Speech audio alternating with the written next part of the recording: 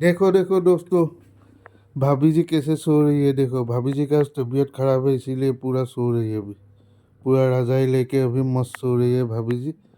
तो भाभी जी को अभी क्या हो रहा है, तबीयत खराब है, पूरा बॉडी में पेन हो रहा है क्योंकि कल बहुत ज़्यादा वर्कआउट किया था न, तो इसीलिए भाभी को बॉडी में बहुत ज़्यादा पेन हो रहा है। तो भाभी को आज करूँगी, अच्छा से मसाज दूंगी तो भाभी का बॉडी पेन ख़त्म हो जाएगा। इसीलिए भाभी को अच्छा से मसाज देना पड़ेगा। देखो भाभी जी कैसे सो रही, ये देखो दिखा रहा हूँ। देखो देखो भाभी जी कैसे सो रही है।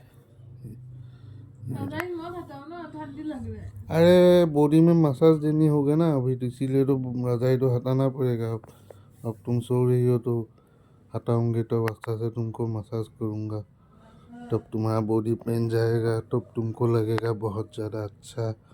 तो देखो दोस्तों भाभी जी कैसे सो रही है। देखो बिल्कुल अच्छा नहीं लग रहा है।